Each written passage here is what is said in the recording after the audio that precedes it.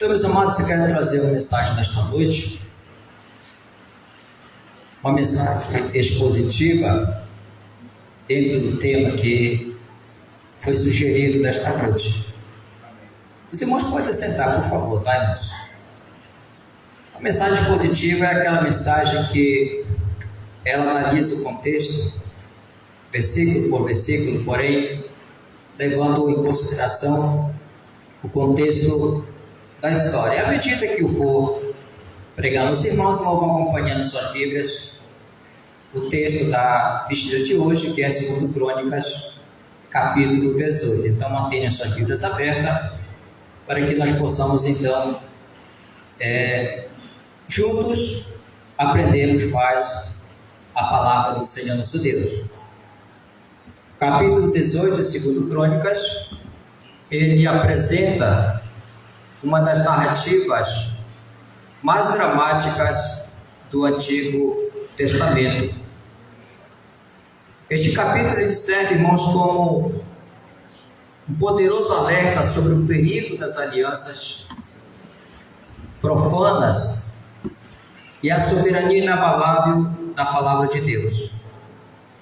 A história ela se desenrola entre dois monarcas, dois reis, o rei Josafá e o rei Acabe. Voltamos um pouco da história, o contexto daquela época. Nós estamos no ano 859 a 860 a.C., o período em que os dois reinos estavam já divididos, reino do norte e reino do sul. Em um período daquela história, diz a palavra do Senhor, que Josafá, ele se aparenta de Acabe através de casamento. Então, Acabe faz ali uma recepção para Josafá, e ele vai àquele encontro com o rei Acabe. E naquele encontro que eles tiveram, a Bíblia diz que Acabe propôs uma aliança com Josafá.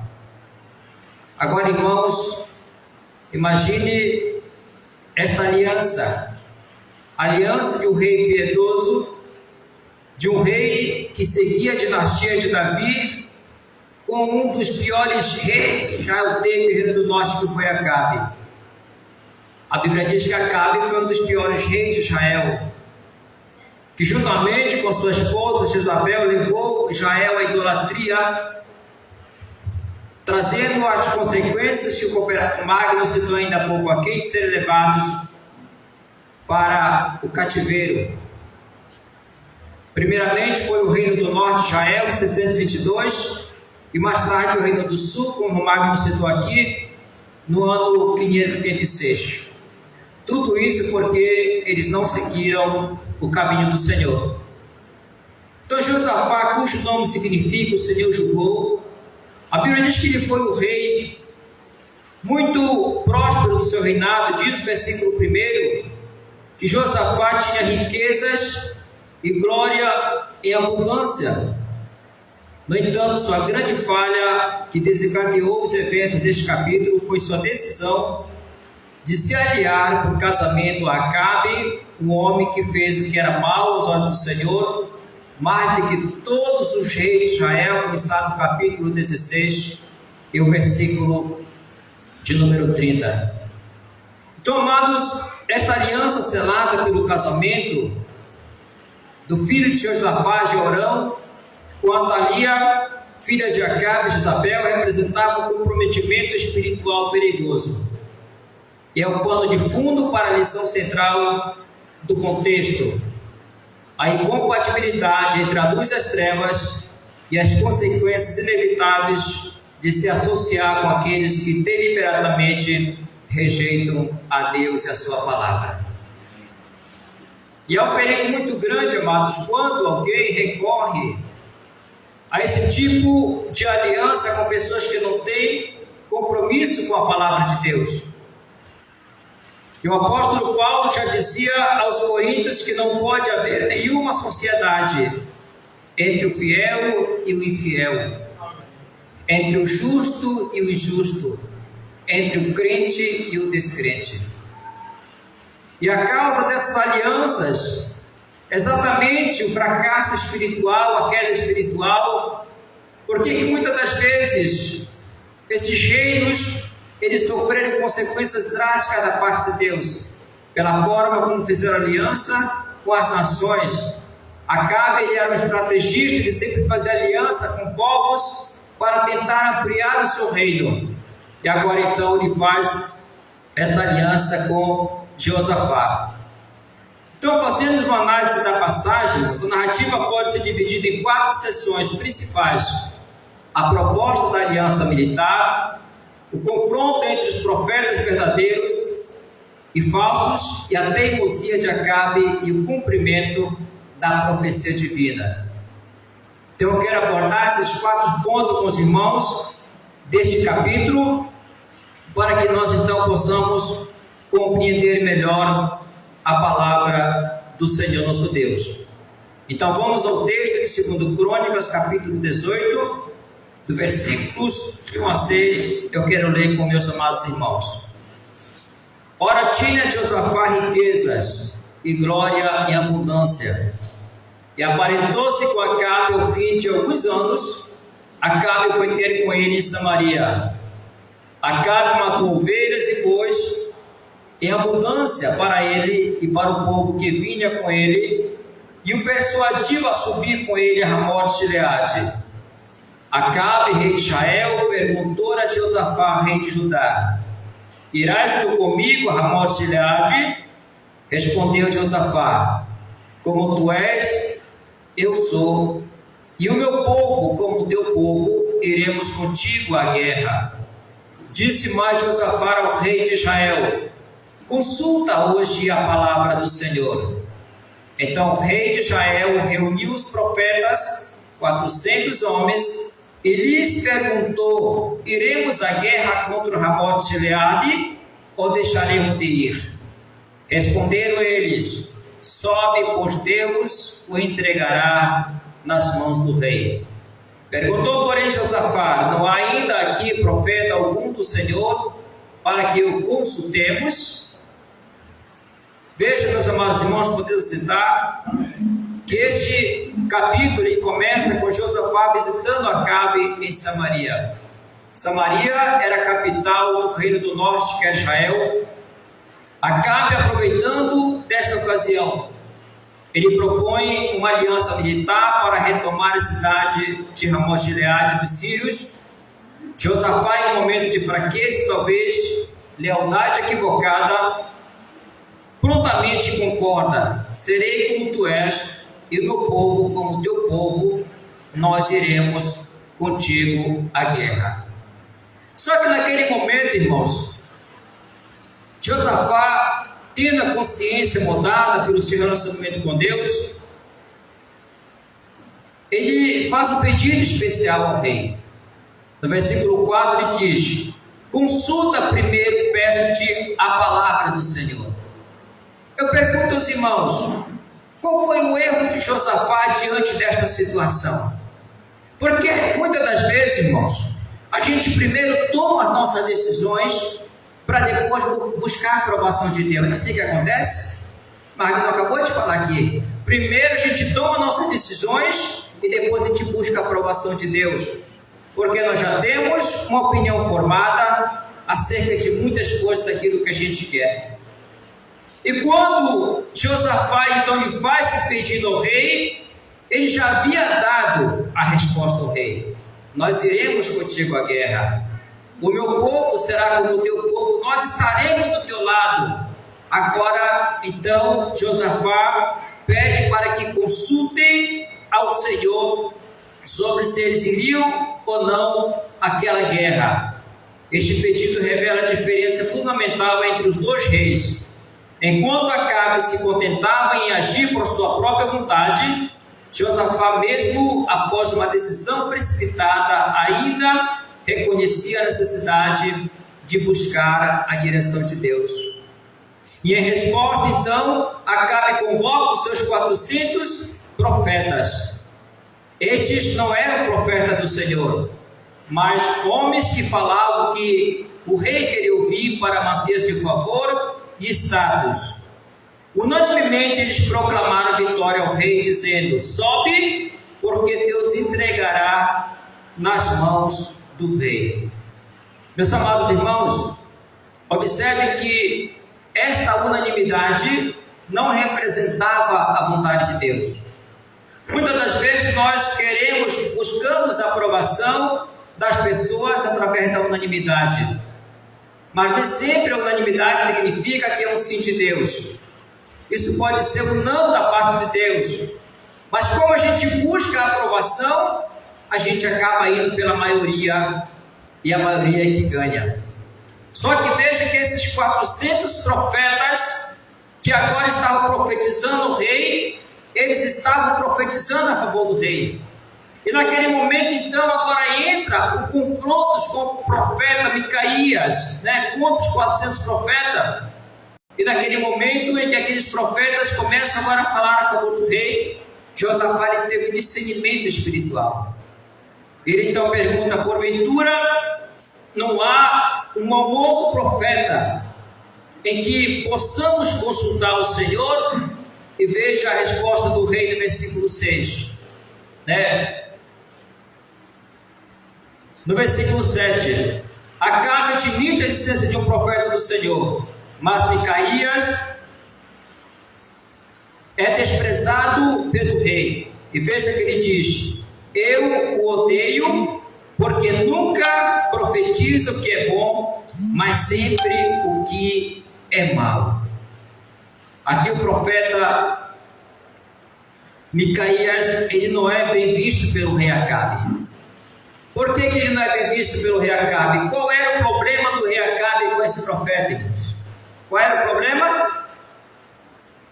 Qual era o problema de Acabe com o profeta Micaías? O profeta nunca falava coisa boa acerca do rei. Irmãos, nem sempre a palavra de Deus ela vai ser um conforto para nós. Quando realmente nós queremos ouvir a voz de Deus, as palavras daqueles homens citados ainda há pouco aqui foram boas. Nós ouviremos a palavra do Senhor e obedeceremos, quer seja boa, quer seja má. Não importa se a palavra de Deus ela vai nos confortar ou ela vai nos confortar. Quando nós queremos obedecer a voz de Deus, quer seja boa, quer seja mal, essa palavra nós obedeceremos. Só que aqui o rei, ele diz: olha, há um profeta aí, mas eu odeio esse profeta. Na verdade, ele não odiava o profeta, ele odiava o que o profeta falava, a voz profética. Porque ele queria que os profetas, como os 400 de lá, inflassem seu ego, pudessem olhar para ele e dizer: olha, você pode ir, vai dar tudo certo. E muitas das vezes é essa a resposta que nós queremos. Quando consultamos a palavra de Deus, nós queremos um sim da parte de Deus. Mas nós não queremos que Deus faça a vontade dele. Eu quero a minha vontade. E quando nós buscamos o apoio da palavra profética, nós devemos entender uma coisa, que nem sempre Deus vai dizer sim. Os homens queriam buscar o profeta Jeremias porque eles queriam uma palavra que pudesse favorecer o lado deles. Eles não queriam a palavra do Senhor. Deus já havia dito em outra passagem: Egito é homem, não é Deus. Por que vocês têm que voltar ao Egito? Mas não, nós queremos voltar ao Egito. Jeremias fala uma palavra para nós. Nós queremos ouvir uma palavra que possa nos dar apoio para nós voltar ao Egito. E Deus não queria isso. Então, veja que o rei Acabe, ele odeia este profeta, porque ele fala sempre a palavra de Deus. Esta é a confusão de um coração endurecido. Acabe não odiava Micaías, mas sim a verdade de Deus que Micaías proclamava. Ele preferia uma mentira agradável do que uma verdade confrontadora. Irmãos, nós temos que ter uma maturidade espiritual, irmãos, para nós aceitarmos a palavra de Deus como ela é. Nós não podemos sempre buscar nas Escrituras Sagradas palavras que elas venham satisfazer o nosso ego, venham falar a nosso favor. Eu me lembro que uma certa vez eu estava passando por uma situação difícil, e aí eu sempre buscava aleatoriamente uma palavra. E sempre que eu abria uma palavra, encontrava uma palavra de repreensão, uma palavra de correção, eu dizia, não é possível que Deus queira falar comigo só dessa maneira. E aí eu me lembro de uma situação, um certo pregador dizia que uma pessoa estava passando uma situação muito difícil, havia feito lá uma situação difícil, então ela buscou uma palavra de Deus. Ela pegou a Bíblia Sagrada, fechou, eu vou abrir aqui agora que Deus vai falar comigo. E quando ele abre a palavra de Deus, está escrito ali, vai e te enforca. Ele ficou pensando assim, mas como assim? Vai e te enforca. E ele começou a ver ali que aquela passagem era a passagem de Judas, em que Judas iria se enforcar. Será que Deus quer que me enforque? Irmãos, não devemos buscar a palavra de Deus dessa maneira. A resposta de Deus se busca através de oração, de joelho no chão, irmãos. Este negócio de ficar buscando na internet palavras proféticas, palavras de apoio, e muitas das vezes até compartilha, porque aquela mensagem é uma palavra para mim, é uma palavra que me incha. Esta não é a palavra de Deus. A palavra de Deus, antes dela confortar, primeiro ela confronta o nosso ego. Primeiro ela vem, ela é amarga em nossa boca. Quando Deus fala ao profeta Ezequiel, diz, olha, tu vai e come. Ele comeu aquela palavra, era amarga na sua boca, amarga na sua boca. Mas à medida que ela vai descendo no seu ventre, ela vai se tornando doce como mel. Assim é a palavra de Deus. Primeiro ela nos confronta, depois ela nos conforta. É esta palavra que muda o nosso caráter. É esta palavra que muda os nossos pensamentos. Então veja, meus amados irmãos, Micaías é convocado, o mensageiro que o busca tenta persuadi-lo a conformar sua mensagem com a dos outros profetas, mas Micaías demonstra uma integridade inabalável. E aí que ele entra no versículo 13 com a palavra. Então disse Micaías, vive o Senhor, que o meu Deus mandar dizer, isso eu falarei. Louvado seja o nome do Senhor. Só que, irmãos, inicialmente, quando o profeta ele responde, ele chega com o profeta Acabe, ele responde com sarcasmo, repetindo a falsa profecia dos outros profetas. Quando ele chega com Acabe disse aí que ele disse, não, pode ir. Acabe ele percebe, irmãos, que ele está falando com ironia, Ele percebe que ele está falando com ironia. Sabe quando nossos pais dizem, não faz isso? A gente ia, então vai, faz. Quando tu quebrar a cara, tu vem aqui. É assim? É assim que acontecemos? E aí, o profeta está ali e diz, olha, pode ir, cara.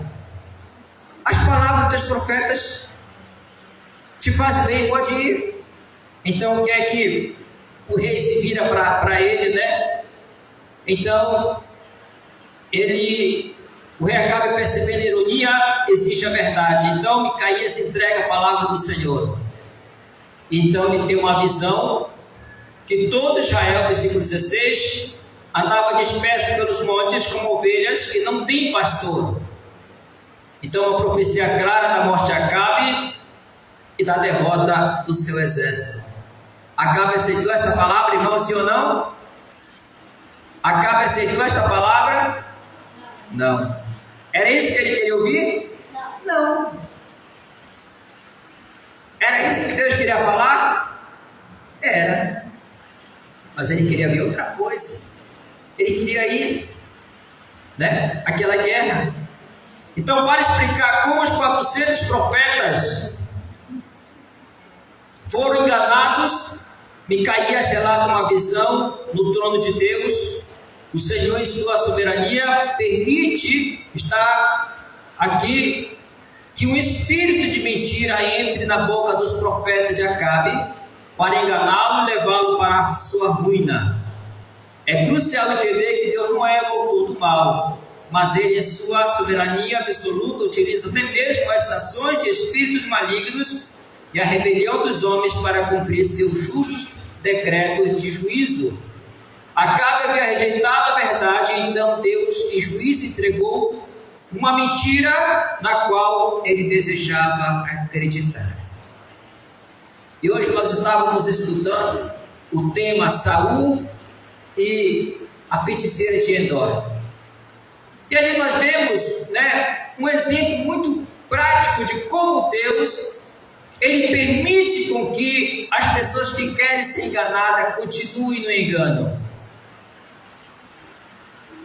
Aquele espírito que aparece fala com Saul. E o texto deixa confuso ali que parece que é o espírito de Samuel. Mas, irmãos, eu acredito que Deus, pela sua soberania, permitiu com que o espírito mau falasse com Saul, porque era isso que ele queria ouvir. Era isso que ele queria entender. Ele foi então procurar aquela médium espírita, porque ele queria saber da parte de Samuel se ele deveria ir ou não àquela batalha também. E veja que aqui, quando o profeta ele tem aquela visão, então ele vê que ali nos céus há vários espíritos, e quando o profeta ele acaba e busca um sim da parte de Deus, um dos espíritos se apresenta ao Senhor. Então o Senhor pergunta: há alguém que possa persuadir os profetas de Acabe? Um deles diz: eu posso fazer isso. E aquele espírito da parte do Senhor, ele vem e entra naqueles profetas para que eles possam então enganar o rei Acabe. Isso acontece também, nós podemos ver em 2 Tessalonicenses 2, versículos 9, 10 e 11, que também quando as pessoas não querem crer na verdade, Deus envia a operação do erro, para que creiam a mentira e se percam todos que não tenham a verdade. Então Deus permitiu com que esse espírito mau viesse para ali enganar o rei Acabe. E aí nós temos a reação violenta de Zedequias, porque a reação à verdade ela é violenta. Muitas das vezes a pessoa não quer ouvir a verdade de Deus. Esse Zedequias era o líder dos falsos profetas. Ele profeteu Micaías, e Acabe ordena que ele seja preso e alimentado com pão de angústia, versículo 26, e água de angústia até que ele volte em paz. Mas a resposta final do profeta é o selo de sua profecia. Então o profeta diz no versículo 27: se tu voltares em paz, o Senhor não tem falado por mim. O profeta não se preocupou com isso. Ele sabia que a palavra de Deus, ela sempre vai se cumprir nos mínimos detalhes. Do modo como Deus falar, ele vai cumprir. Eu sempre falo, irmãos, que eu analiso cada profecia. Eu já recebi várias profecias, algumas boas, algumas más. Eu nunca me entristeci por isso. Eu sempre falo, se for de Deus vai acontecer. Mas se não for o falso profeta, ele vai ficar envergonhado. Porque a Bíblia nos orienta, irmãos, que nós devemos julgar as profecias. Eu não devo rejeitar profecia nenhuma. Eu devo julgar as profecias. Se falo bem ou falo mal, eu tenho que aceitar essa profecia e julgar se ela é de Deus ou não é de Deus. Se ela for de Deus, ela se cumpre. Se não for de Deus, ela não se cumpre. Mas observe que aqui ele tinha tanta certeza que ele disse: se tu voltares em paz, o Senhor não tem falado por mim. Então, apesar do aviso claro e inequívoco, Acabe prossegue com seu plano, demonstrando a profundidade de sua rebelião. Em uma tentativa fútil de enganar a Deus e a sua profecia, ele se disfarça na batalha, mas convence Josafá a usar suas roupas reais e se coloca o rei Josafá em um perigo mortal. Sabe, irmãos, esse é um dos homens que eu vejo que quer tentar enganar a Deus. Só que já dizia o profeta Jeremias que assim como a chuva desce do céu e não volto para lá sem que antes faça aquilo que lhe apraz, assim a palavra que sai da minha boca, ela não volta para mim vazia. A palavra havia sido liberada: Acabe, tu vais morrer. Mas agora Acabe na batalha, o que é que ele faz? Ele se disfarça. Não, porque a ordem do rei Ciro era: não batalhe contra soldado nenhum, somente contra o rei Acabe. Nós queremos rei, eu quero pegar o rei. E aí o irmão lá, Josafá, serviu de cobaia lá. Acaba de dizer: olha, tu vai com a roupa reais, eu vou disfarçando aqui, porque assim não vão me pegar. Assim a palavra não se cumpre na minha vida, né? Tem gente que tenta, viu aquela história do careca, né? Do cabeludo, né? Que a morte disse: eu vou pegar esse camarada aí, e ele, no dia que eu buscar, eu vou pegar esse cabeludo, eu vou levar comigo. E aí chega o dia da morte lá, né? O cabeludo está lá no lugar lá. E aí, só que ele pensou assim: ele vai buscar o cabeludo, eu vou rapar minha cabeça, vou ficar careca, e a morte então não vai me pegar. E diz a lenda lá que quando a morte chega, né? Ela procura o cabeludo, não encontra. E não está na festa do cabeludo, vim buscar o cabeludo, não está, vai ser careca mesmo. Foi isso que aconteceu com a Karen. Eu vou me disfarçar, ninguém vai me ver. Vou estar como um soldado aqui, mas a ordem não era batalhar como soldado. E aí, irmãos, ali o soldado assírio, ele pega, lança uma espada. A Bíblia diz que foi a erro por acaso. Foi por acaso, irmão? Hã? Se foi por acaso, Deus fez ela acertar o alvo. E diz então o texto, né, que naquela batalha, durante a batalha, os capitães sírios, tendo recebido ordem de focar exclusivamente no rei Israel, cercaram Josafá em seu desespero. Josafá clamou e o Senhor ajudou. Deus, em sua misericórdia, livra Josafá das consequências totais de sua aliança tola. O clamor de um coração justo, mesmo em meio a erro, move a mão de Deus. Então veja, irmãos, que Josafá só foi preservado por Deus porque Deus teve misericórdia dele. Ele preservava a dinastia de Davi. Senão ele teria também, como diz o pessoal, ele teria rodado no meio daquela situação ali. Enquanto isso, irmãos, o destino de Acabe é selado de uma forma que demonstra a soberania precisa de Deus. Um soldado sírio, diz o versículo 33, atirou com seu arco ao acaso e feriu o rei de Israel por entre as juntas de sua armadura. O que parecia um ato aleatório para o homem era, na verdade, uma flecha guiada pela providência divina para cumprir exatamente a palavra profetizada por Micaías anteriormente e por Elias no capítulo 21, versículo 19. A palavra de Deus, ela se cumpre literalmente, porque nenhum disfarce, nenhuma estratégia humana pode frustrar os planos de Deus. Acabe morre em sua carruagem ao pôr do sol, e seu exército dispersa, cumprindo a visão do profeta das ovelhas sem pastor no deserto. Então, meus amados, quais lições e aplicações nós podemos tirar dessa história? Veja, irmãos, a primeira aplicação que nós vemos aqui, que este capítulo, ele não é apenas um registro histórico, é um tesouro de princípio espiritual para o crente de hoje. Primeiro aprendizado: o perigo do jugo desigual. A raiz de todo o problema foi a aliança de Josafá com o rei Acabe. O apóstolo Paulo adverte claramente em 2 Coríntios 6,14: não vos ponhais em um jugo desigual com os infiéis, porque em que sociedade tem a justiça com a injustiça? E que comunhão tem a luz com as trevas? Esta passagem, ela nos exorta a ter cautela em nossas associações mais íntimas, seja em casamentos, sociedade, de negócios ou amizades profundas. A comunhão com o mundo inevitavelmente nos pressiona a comprometer nossos valores e a nos expor a perigos espirituais e físicos. Então nós precisamos analisar muito esta questão da união com pessoas infiéis.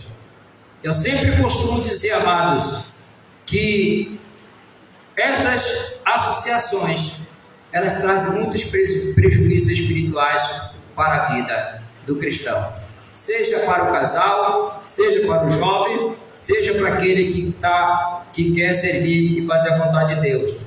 Segunda lição: discernindo a voz de Deus da voz da multidão. O contraste entre Micaías e 400 profetas era gritante. A maioria nem sempre está com a razão. especialmente em questões espirituais. Hoje somos bombardeados por vozes que oferecem mensagens de prosperidade, autoajuda e positividade, muitas vezes desprovido da verdade do Evangelho. A verdadeira voz de Deus encontrada em sua palavra, a Bíblia Sagrada, nem sempre é o que nós queremos ouvir. Ela nos confronta, nos corrige e nos chama ao arrependimento. Devemos cultivar um coração como o de Josafá, que busca a palavra do Senhor, e como o de Micaías, que se recusa a falar qualquer outra coisa. Este é o segundo ensinamento. E o terceiro lição que nós aprendemos: a soberania absoluta de Deus. A morte de Acabe é uma demonstração magistral da soberania de Deus. A flecha, ao acaso, não foi um acidente. Ela nos lembra que não existe sorte ou acaso no universo de um Deus soberano. O coração do homem planeja seu caminho, mas o Senhor dirige os passos, diz em Provérbios 16, versículo de número 9. Podemos descansar na certeza de que Deus está no controle de todas as circunstâncias para cumprir seus propósitos perfeitos, tanto de juízo para os rebeldes, quanto de salvação e livramento para os seus filhos. Deus sempre está no controle de tudo, nos dando condições para que possamos obedecer a sua palavra. E a quarta lição que nós aprendemos: a coragem da convicção. Micaías é um modelo de coragem e integridade. Em um ambiente hostil, cercado por mentiras e ameaçado de prisão e sofrimento, ele permaneceu firme na verdade de Deus. Somos chamados a ter a mesma convicção. Em um mundo cada vez mais contrário aos valores bíblicos, proclamar a verdade sobre o pecado, o juízo, o arrependimento e a salvação exclusivamente em Cristo pode nos custar popularidade, amizades, até mesmo a nossa segurança. Que possamos ter a coragem de Micaías para que o que o meu Deus disser, isso falarei. E também o que ele disser, que nós possamos obedecer, para que o nome de Deus seja glorificado. Então, meus amados, concluindo esta mensagem, a história de 2 Crônicas 18 é um chamado à sabedoria, ao discernimento e à fidelidade intransigente. Ela nos mostra como um bom rei tomou uma decisão ruim e um mau rei rejeitou a última chance de misericórdia. Acima de tudo, ela revela um Deus cuja palavra verdadeira, cujo juízo é certo e cuja soberania é incontestável. Que possamos aprender com o erro de Josafá, evitando alianças que comprometam nossa caminhada com Cristo, que possamos imitar a coragem do profeta Micaías, apegando-nos à palavra de Deus como nossa única regra de fé e prática, e que possamos confiar plenamente no Deus soberano que guiou a flecha para o coração de Acabe e que hoje guia cada detalhe de nossas vidas para a sua glória e para o nosso bem. A palavra do Senhor permanece para sempre e felizes são aqueles que ouvem e obedecem de todo o coração a palavra do Senhor nosso Deus. Então eu agradeço a oportunidade em nome do Senhor Jesus. Paz seja convosco. Amém. Amém.